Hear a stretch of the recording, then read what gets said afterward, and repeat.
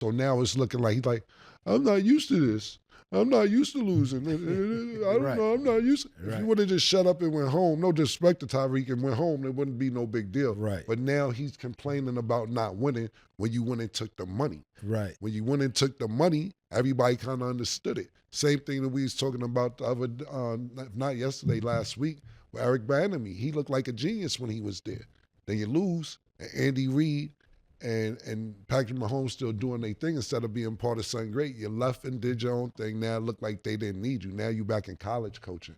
So with Tyreek Hill, my personal opinion is if he didn't do that closeout interview talking about when they asked him, yo, do you want to stay here? He like, I don't know, whatever his answer was. Then when he puts up his Twitter, Instagram feed, he has his face on Antonio Brown's body the day he's leaving out of Tampa It's not Bay. a good look. Yeah, exactly. Yeah. So my thing is this: he won a championship, and he wanted to get his money because he already won a championship. So he's like, I got the championship. Let me go get the money. He didn't know that this shit was going to keep going on with the Chiefs, so it looks bad. Well, and I think part of it too, like I get where he was coming from. Like I said, understanding it. Like I said, you're throwing with Tua, and you're throwing around with him in practice, off season, whatever. Tua looks like he could be Patrick Mahomes. I knew what he, but once that game starts, it ain't just throwing around on air. You got people playing football like hitting. Yeah. So obviously, It ain't Tua just has but had a history of concussions, Exactly. being injured. So that's factored into really his success, and probably it puts a gray area with the future of Tua as well. Because if he's not healthy, that team is not that good. Yeah. And as a receiver, you're only as good as your quarterback.